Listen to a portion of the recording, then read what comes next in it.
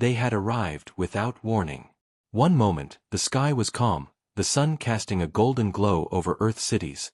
The next, colossal shadows darkened the horizon. People stopped in the streets, their eyes wide with disbelief. Ships, massive, sleek, and unlike anything humans had ever imagined, hovered silently above every major city. Their surfaces shimmered with strange, pulsating lights, reflecting no sunlight but instead creating an eerie glow that made the world feel unreal. No one knew where they had come from. No one knew their intentions. But one thing was clear: humanity was being watched. In New York, Dr. Maya Patel, an astrophysicist, stared at the sky through her telescope, unable to believe what she was seeing. "It can't be. It shouldn't be," she whispered. Her hands trembled as she typed furiously into her computer, trying to confirm the readings. Everything she had learned about physics, space, and possibility suddenly felt useless. Something intelligent, something far beyond human technology, had arrived. Meanwhile, in the Pentagon, alarms rang constantly. Military officials gathered around glowing screens, showing real-time images of the alien ships. General Marcus Hill, a man who had faced every imaginable threat in his career, felt a chill he hadn't felt since he was a young soldier. "We have no idea what they want," he said, his voice steady but tight. "We do know one thing: they think we're weak. They think this planet is easy." And they were right. At least, that's what the aliens thought. Far above Earth, inside the largest ship, the alien commanders observed with cold precision. They spoke in a language of clicks and tones, their thoughts sharp and deliberate. To them, humans were primitive, fragile creatures, incapable of defending their world. Their plan was simple: subdue the planet quickly, claim its resources, and move on. Resistance was laughable. But humans had something the aliens hadn't considered: ingenuity, courage, and above all, unpredictability. In a quiet suburban neighborhood in Chicago, 12-year-old Leo Fernandez noticed a strange light in his backyard. Unlike the glowing hulls of the alien ships above, this light pulsed like a heartbeat. Curious and fearless, he stepped closer. His dog growled, uneasy, but Leo didn't care. As he touched the light, a small metallic device suddenly appeared at his feet. It hummed softly, almost as if alive. At first, Leo thought it was a toy, left by someone as a prank. But the device wasn't ordinary. It projected a holographic map, showing the positions of every alien ship in the sky. And then, it spoke. Not in words, but in patterns of light that somehow conveyed information directly into Leo's mind. He ran to his parents, breathless, but they only shook their heads in disbelief. "Leo, it's just lights in the sky. Go back inside." But Leo couldn't. He knew, somehow, that this was the first sign that humans might not be as helpless as the aliens assumed. Back in Washington, scientists and military officers convened in an emergency meeting. Dr. Patel's voice trembled as she presented data from telescopes, satellites, and radar. "These ships are massive, yes. But they have patterns. Weak points. If we can understand their structure—" She didn't finish the sentence, but the implication was clear: humans had a chance. Meanwhile, small acts of defiance began to emerge worldwide. In Paris, a young engineer rigged a drone to fly toward an alien ship, armed with a simple EMP device. In Tokyo, a group of teenagers hacked city lights to create dazzling flashes, confusing the alien sensors. Nothing could destroy the ships, yet, but every small action chipped at the aliens' confidence. The aliens noticed, of course. The commander of the fleet clicked its mandibles in irritation. "These creatures, they resist. Unexpectedly. We expected surrender, obedience, but they are clever, chaotic." At the same time, humans were learning from each other faster than the aliens anticipated. Networks of communication formed in minutes, strategies shared online, ingenuity multiplying exponentially. Every failed attack taught them something new. Every small success built hope. By nightfall, the world had changed. The alien ships hovered silently, surveying, waiting for humans to break. But the humans didn't break. They were scared, yes. Confused, yes. But they were also alive, aware, and starting to fight back. And somewhere in Chicago, 12-year-old Leo held the metallic device in his hands, eyes wide. He didn't yet understand the full scale of what he had discovered, but he knew one thing: humanity's fight had just begun. And no alien arrogance, no matter how vast, could have predicted what was coming next. The sky over New York burned with an unnatural light. Alien ships had positioned themselves above every major city, their enormous shadows casting the streets below into a cold, metallic dusk. Sirens screamed, and people ran in all directions, searching for safety. The aliens were ready to strike, and the world could feel the tension thick enough to choke on. Dr. Maya Patel watched from a rooftop, her telescope trained on one of the ships. Her mind raced. "We can't fight them with our weapons," she muttered, glancing at the military below scrambling to organize troops. "Not like this. But maybe there's another way." On the other side of the city, Lieutenant Jack Harper commanded a small unit of soldiers. They had never faced an enemy like this. Their rifles, tanks, and drones seemed almost laughable compared to the ships hovering like giants in the clouds. Still, Jack refused to panic. "Stay focused," he told his team, voice firm. "We hold our ground, we buy time. That's all we can do." Then it began. A beam of white energy shot from the largest alien ship, striking a skyscraper in Manhattan. Glass shattered, flames erupted, and panic exploded in the streets. Helicopters scrambled, trying to respond, but every move the humans made was anticipated, avoided, or neutralized by the aliens' advanced shields. But humans were not ready to surrender. In the chaos, Leo Fernandez clutched the metallic device he had found, running through alleys to avoid the alien patrol drones. The device pulsed faster than ever, projecting paths and weak points of the ships in holographic blue light. Leo's mind absorbed the information instinctively, almost as if the device spoke directly to him. In Tokyo, engineers were making similar discoveries. Small teams used whatever they could find, drones, old satellites, even fireworks, to confuse alien sensors. In London, citizens blocked streets with burning cars, creating unpredictable obstacles. The aliens, expecting passive compliance, were met with creativity and resistance everywhere. Back in New York, Dr. Patel coordinated with Jack Harper and other units via encrypted channels.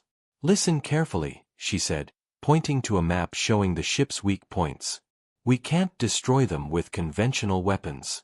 But we can disable their sensors, confuse their targeting. It won't win the war, but it will save lives." The first real clash occurred on the Brooklyn Bridge. A group of soldiers, guided by Dr. Patel's calculations, used EMP grenades against the drones patrolling the bridge. Lights flickered, drones crashed into the river, and for a brief moment, humans had a small victory. Civilians cheered from safe distances, their hope reigniting. The aliens noticed. Inside the alien mothership, Commander Zalric's mandibles clicked with irritation. These humans, they resist. Unexpectedly. They adapt quickly, learning from mistakes. This is inefficient, but dangerous. His claws hovered over the command console, issuing rapid orders. Alien soldiers mobilized, targeting areas where resistance was strongest. But humans were unpredictable. A young engineer in Paris hacked a street grid, turning streetlights into a blinding network of flashing signals. Alien drones faltered, colliding into each other in confusion. In Moscow, scientists launched homemade projectiles carrying small EMP bursts, disabling several reconnaissance units.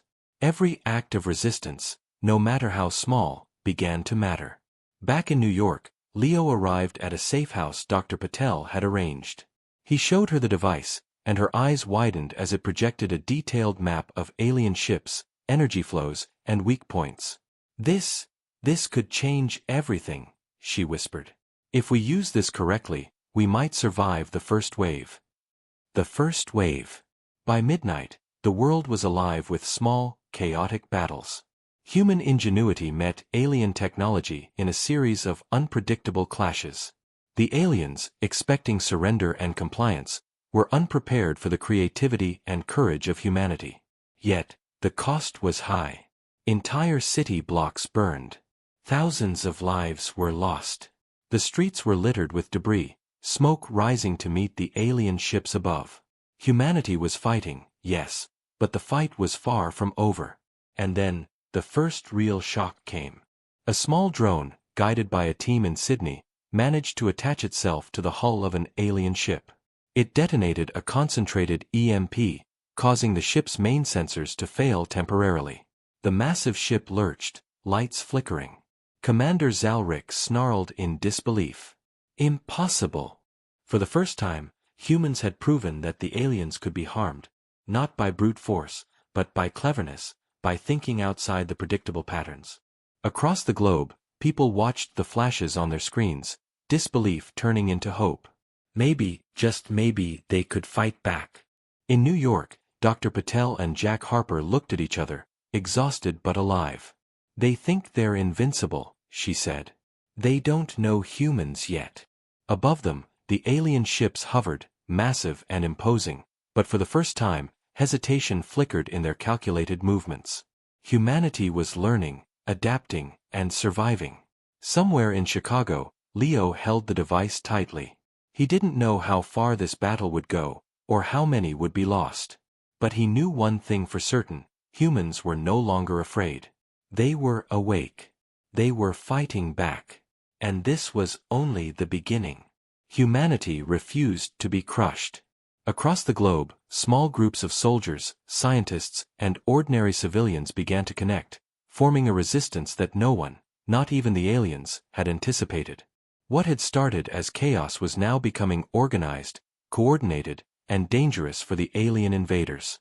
In Berlin, a former software engineer named Lena Meyer had set up a makeshift command center in an abandoned subway station. Screens flickered with maps of alien ship movements, intercepted communications, and energy flow patterns.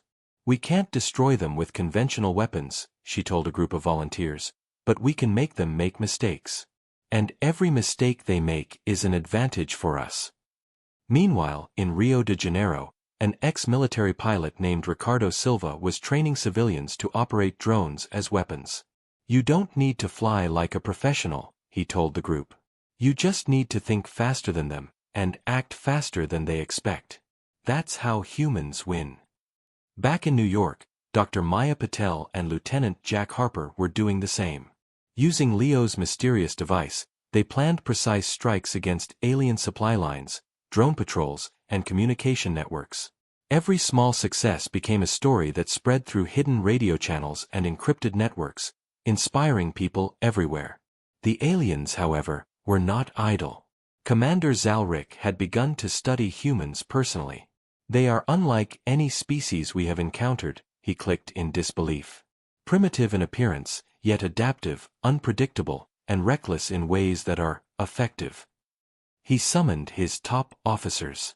"Target the resistance leaders. Destroy their networks. Make an example of them." But humans had grown clever. They anticipated attacks, set traps, and used the aliens' own technology against them. In Tokyo, a team of teenagers hacked a patrol ship's guidance system, turning it to crash harmlessly into the ocean. In London, volunteers used the city's abandoned subway tunnels to ambush drones, disappearing before the aliens could react. Even civilians were joining the fight. Farmers in India created decoy energy signals to confuse sensors. Engineers in Canada modified delivery drones to carry small EMP charges. The world had become a battlefield, and every act of human ingenuity mattered. In Chicago, Leo's device began to behave differently. Pulses of light guided him to new locations, revealing hidden weaknesses in alien patrols. Dr. Patel studied it with him, her brow furrowed. "This device, it's not just a map. It's teaching us how to fight them. And the faster we learn, the stronger we become." Despite these victories, the aliens struck back ruthlessly. In Paris, an entire district was destroyed to eliminate a resistance hub. In Sydney, drones attacked civilians who had attempted to sabotage their patrols. Every victory came at a cost, and the human resistance learned the painful truth: courage alone was not enough. Strategy, coordination, and sacrifice were now essential. And then came the first true turning point. In New York, a coordinated strike using EMP grenades, hacked drones, and Leo's device targeted one of the largest alien ships hovering above the city. The ship's sensors failed, its shields flickered, and for the first time, it appeared vulnerable. Across the globe, resistance networks noted the event in real time. Hope surged. But Commander Zalric was furious. They are learning too fast. We must crush them completely, before their cleverness grows stronger. He activated a fleet of faster attack ships, intending to overwhelm humans with sheer numbers and firepower. Humanity responded in kind. Lena Meyer coordinated Europe's resistance hubs, Ricardo Silva led drone squadrons in South America, Dr. Patel and Jack Harper managed North America, and teams across Asia and Africa sabotaged alien supply lines. In a chaotic dance of strategy, ingenuity, and courage, humans struck back, never giving the aliens a predictable pattern to attack. Yet, tension grew. Each victory brought cost, each failure risked annihilation. The aliens adapted quickly, and every human group faced danger beyond imagination. Still, the spirit of resistance burned brighter than ever. Ordinary people were becoming heroes. Leaders rose from unexpected places. And Leo, the boy with the device, understood that he had become the key to humanity's survival. By nightfall, the world had changed again. Humans had learned to fight smarter, faster, and more cleverly than the aliens expected. Cities were scarred, skies filled with smoke and fire, but every act of resistance, every small victory, proved one undeniable truth: humanity would not bow down. Above Earth, Commander Zalric studied the chaos, his mandibles clicking in disbelief. Primitive creatures, yet dangerous. They grow stronger with every attack.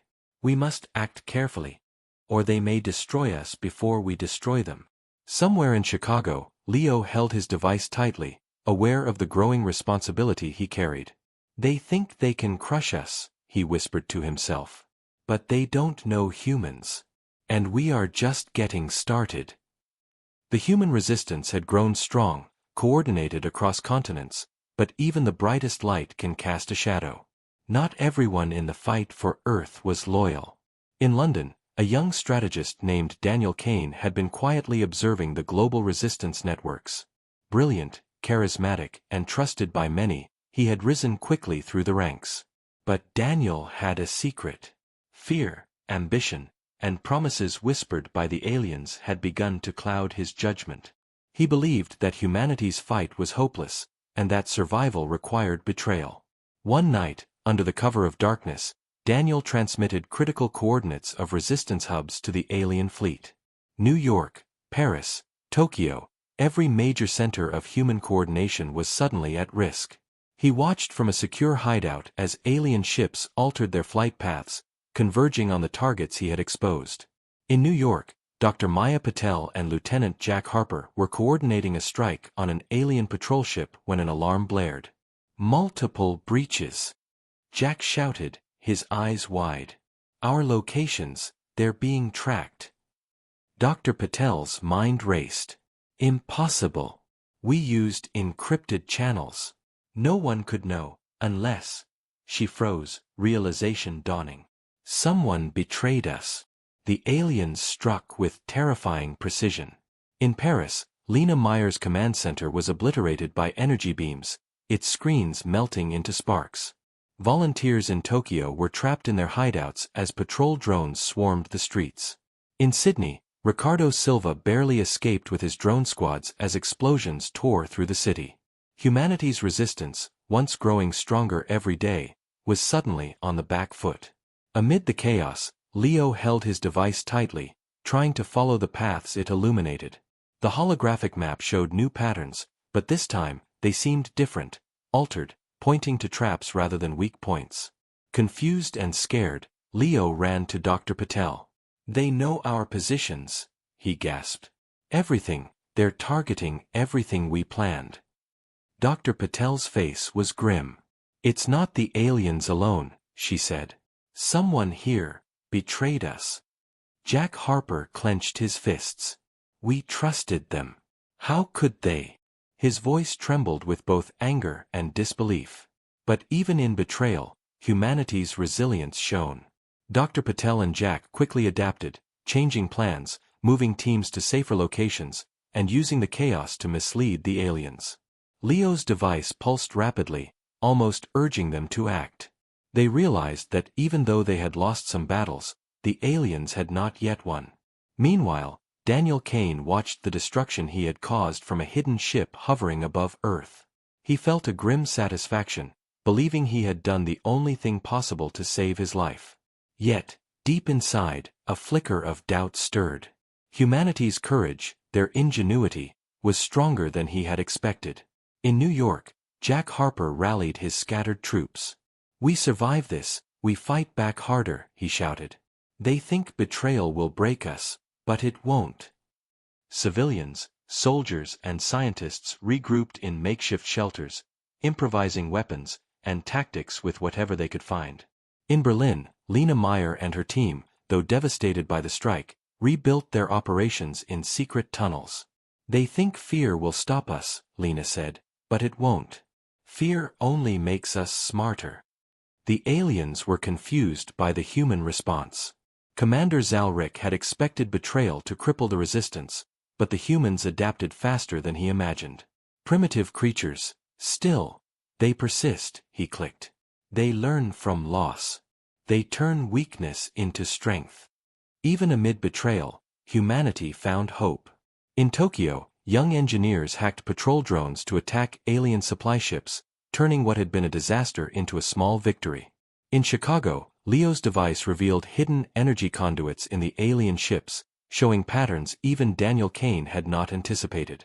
That night, Dr. Patel, Jack, and Leo gathered in a safe house, exhaustion etched on their faces. "We've been betrayed," Dr. Patel said quietly. "But we're still here. And if we can survive tonight, we can strike back stronger than ever." Leo nodded, holding the device tightly. "They don't know us. They don't know humans. They think betrayal will destroy us. But it only shows us where we are weak, and now we can fix it." Outside, alien ships glowed ominously, surveying the streets they thought were conquered. Inside, humanity burned brighter than ever.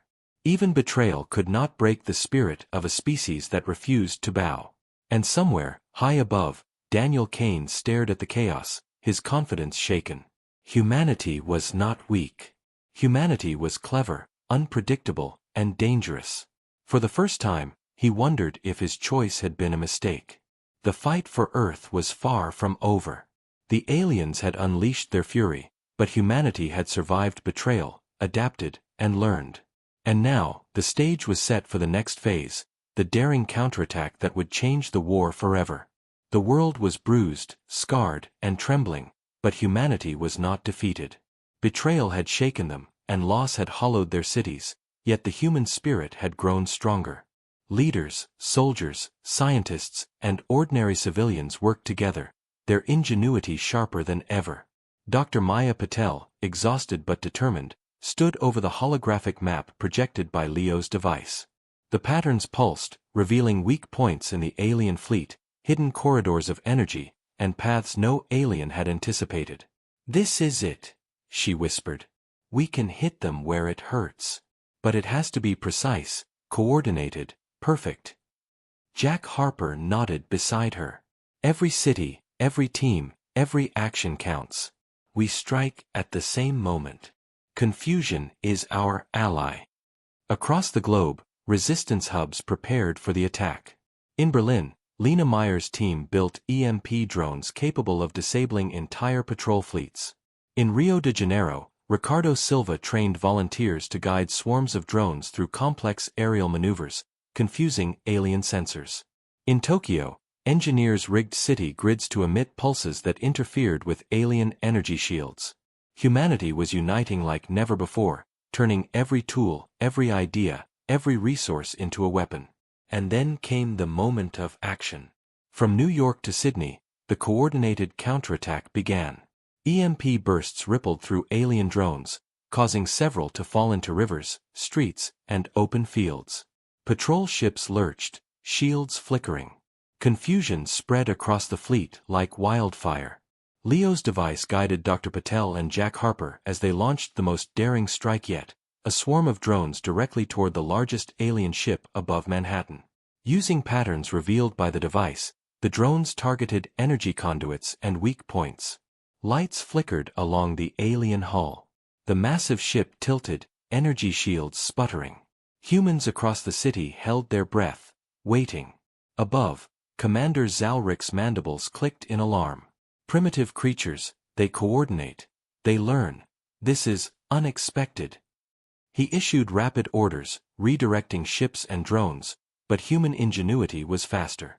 Every time aliens adapted, humans adapted again. In Paris, Lena Meyer's team disabled an alien supply fleet, cutting off reinforcements. In Tokyo, city grids overloaded alien sensors, creating blinding light and false signals. In Sydney, drone squadrons attacked energy relay stations, forcing the aliens to divert ships. Every action amplified the others, a global symphony of resistance. Even Daniel Kane, the man who had betrayed humanity, watched in disbelief from a distant observation point. Humanity was clever, unpredictable, and relentless. He had expected them to falter, to crumble under loss, but they were proving him wrong. Every small human action had multiplied into something far greater, a tide that even the aliens could not control. In New York, the final blow came. Leo's device pulsed brighter than ever, highlighting a critical energy node on the alien mothership. Guided by Dr. Patel and Jack, a small team of volunteers approached the target. An EMP charge detonated at the node, sending a massive surge through the ship. Energy shields collapsed, weapons systems shut down, and the mothership lurched violently, barely hovering. Across the globe, humans cheered, though cautiously. They knew the battle was not over, but for the first time, the tide had shifted. The aliens were on the defensive. Their arrogance, their assumption of human weakness, had been shattered. Commander Zalric's voice crackled with frustration. They are stronger than predicted. They adapt, faster than we calculated. We must retreat, temporarily. But humanity did not relent. The counterattack continued, exploiting confusion and weakness wherever it appeared. Drones swarmed, cities coordinated, and civilians assisted in every way possible. Every victory inspired another, building momentum that no alien technology could suppress. By nightfall, the skies over Earth were still scarred with smoke and battle, but humans had proven something undeniable. They were not weak. They were clever, adaptive, and united in ways the aliens had never imagined. Humanity had turned the tide, showing that courage, intelligence, and determination were far more powerful than arrogance and advanced technology. Dr. Patel, Jack Harper, and Leo stood on a rooftop, watching the alien ships retreat into the darkness above. "We did it," Jack said, though exhaustion was written on his face. "For now." Dr. Patel shook her head. "We've won a battle, not the war. But this changes everything. They underestimated us. And they won't forget it." Leo looked at his device, its light slowly fading. "They don't know humans yet," he whispered. "And next time, we'll be ready." Somewhere in the shadows, Daniel Kane watched, realization dawning too late. Humanity had survived betrayal, learned from loss, and fought back with brilliance. The humans he had tried to break had proven stronger than any alien force, or any traitor, could imagine. And across the globe, from the ruins of cities to the hidden tunnels of resistance hubs, one truth echoed in every human heart: Earth would not bow down. Humanity had struck back, and the war was far from over. The night sky was alive with lights, flashes of energy, streaks of drones, and explosions that lit up entire cities. Humanity had learned to fight as one. From New York to Sydney, from Berlin to Rio, humans moved in perfect coordination, striking at the aliens with precision and ingenuity. Dr. Maya Patel stood at the center of New York's resistance hub, her eyes fixed on the holographic map projected by Leo's device. Every pulse, every flicker of light, guided the resistance's next move. "This is it," she said quietly. "The aliens are vulnerable.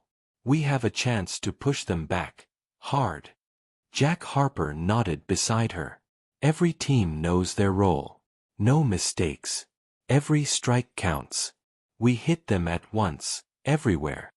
Across the world, Lena Meyer's squad in Berlin prepared EMP drones, Ricardo Silva led swarms of drones over Rio, and Tokyo's engineers readied city grids to emit pulses that could disrupt alien shields.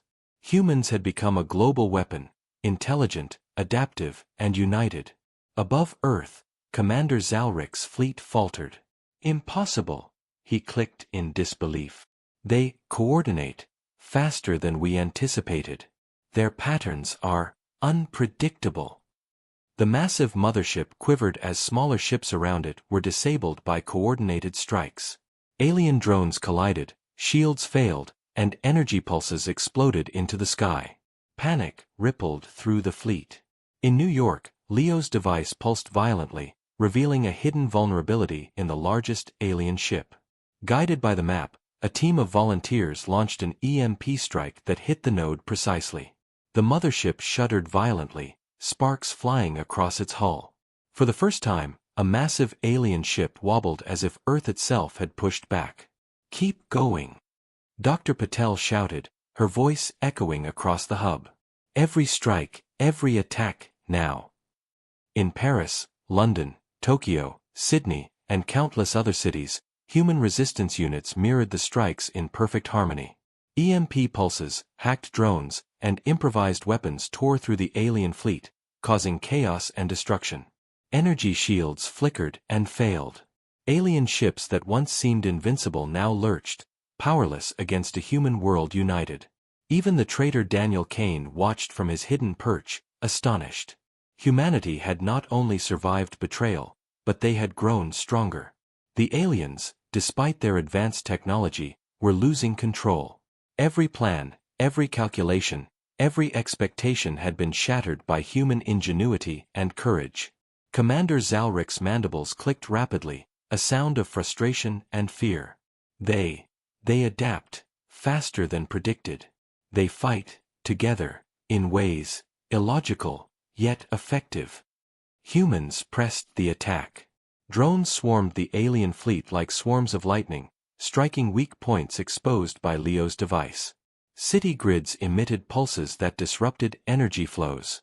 Resistance fighters moved through the streets, confusing patrols, sabotaging ships, and saving civilians trapped in the chaos. Humanity had become an unstoppable force, a collective intelligence that no alien technology could predict. In New York, the final moment came. The largest alien mothership, crippled by coordinated human strikes, began to fall. Sparks and smoke poured from its hull. Smaller ships tried to lift it, but the humans had targeted its propulsion nodes. With a massive surge of energy, the mothership wobbled and crashed into the ocean, sending tidal waves along the coast. Across the globe, humans cheered cautiously. The alien fleet, now in disarray, began to retreat. Ships that had once dominated the skies now fled, struggling to escape coordinated attacks from humans everywhere. Humanity had turned the tide. Dr. Patel, Jack Harper, and Leo stood on a rooftop, overlooking a city scarred by battle but alive. "We did it," Jack said, his voice hoarse. "For now." Dr. Patel shook her head. "We've won a battle, but the war is not over. They will return. But this proves that Earth is not theirs to take." Leo looked at his device, which had finally stopped pulsing. "They don't know humans yet," he whispered. "And next time, we'll be ready." Even Daniel Kane, watching from the shadows, understood now the truth. Humanity was clever, adaptive, and united in ways that no alien technology, or betrayal, could break. The people he had underestimated had risen, and Earth had survived. As night turned to dawn, the fires of battle faded, leaving a world battered but unbowed. Humanity had struck back, fought together, and sent a message to the stars: Earth would not bow down. The aliens may return, but humanity was ready. And in every city, every bunker, every hidden safe house, people whispered the same promise. "We fight. We survive. We are human." The sky burned red with the remnants of battle. Alien ships still hovered, damaged but defiant, unwilling to retreat entirely. Humanity had struck back, crippled their fleet, and reclaimed the skies, but the war was not yet over. Dr. Maya Patel, Jack Harper, and Leo stood atop a rooftop in New York, overlooking a city scarred by fire and destruction. The streets below were filled with survivors, soldiers, civilians, and resistance fighters, preparing for one final coordinated strike. Humanity had learned, adapted, and endured. Now, it was time to finish what they had begun. "This is it," Dr. Patel said, her voice steady despite exhaustion. "Every city, every team, every strategy, we strike together. This is our chance to end it." Leo held his device tightly. Its light pulsed faintly, guiding them to a weak point in the alien mothership still hovering over the Atlantic Ocean. "This is the core," he said. "If we hit it, we can destroy the remaining fleet, or at least force them to retreat for good." Jack Harper checked the volunteers. "No one hesitates. We move as one. We fight as humans, not just as soldiers. Every action counts." Across the globe, humanity prepared. In Berlin, Lena Meyer's team armed EMP drones with greater power than ever before. In Tokyo, engineers overloaded city grids to create massive energy pulses. In Rio, Ricardo Silva's drone squadrons formed intricate aerial formations to confuse alien targeting systems. Every nation, every city, every human being who could fight was ready to give everything. And above Earth, the aliens sensed the final assault. Commander Zalrik's mandibles clicked in agitation. "They are coordinated, stronger than predicted. This is unacceptable. They must be destroyed, or the species will survive. That cannot happen." The final strike began. From New York to Sydney, waves of EMP pulses, drones, and improvised attacks struck simultaneously. Alien shields faltered, ships lurched, and energy weapons misfired. Leo's device pulsed violently, guiding a select team to the heart of the mothership. Inside the ship, the humans faced horrors beyond imagination. Alien corridors hummed with energy, weapons lined every wall, and patrols moved with mechanical precision. Yet, human courage was unmatched. Dr. Patel, Jack, Leo, and a small strike team fought through, improvising and adapting to every obstacle. At the core, Leo's device revealed the final vulnerability. The energy node pulsed with a rhythm that seemed alive. "This is it," Leo whispered. Dr. Patel nodded. "We only have one chance. Synchronize with the global strike." Outside, cities fired EMP waves and energy pulses in perfect timing. Drones swooped, confusing sensors, cutting off alien reinforcements. The mothership began to shake violently as the humans inside triggered the device's pulse at the core. Energy cascaded through the ship. Sparks flew, and the massive structure shuddered. Commander Zalrik's mandibles clicked frantically. "Impossible! They are destroying everything." In the chaos, sacrifices were made. Volunteers held corridors, fought patrols, and ensured the team reached the core. Explosions ripped through sections of the ship, but the human strike team pressed on, relentless. Leo's device guided them with uncanny precision, the light brightening as if it too understood the stakes. Finally, the core overloaded. A massive pulse erupted, sending a shockwave across the mothership and the remaining fleet. Energy shields collapsed, engines failed, and the ships lurched uncontrollably. One by one, they plummeted into oceans, deserts, and uninhabited lands. The sky cleared. Silence fell. Humanity had survived. Earth had fought back, clever and brave, and the alien fleet that had once threatened to conquer the planet was gone. In New York, Dr. Patel, Jack, and Leo emerged from the wreckage, breathing heavily but alive. People poured into the streets, cheering, crying, hugging strangers. Cities were battered, fires still burned, but hope burned brighter. Humanity had proven its strength, not through advanced technology alone, but through courage, ingenuity, and unity. Even Daniel Kane, the traitor, watched from a hidden distance. For the first time, he understood. Humans were not weak. Humans were clever, unpredictable, and unbreakable.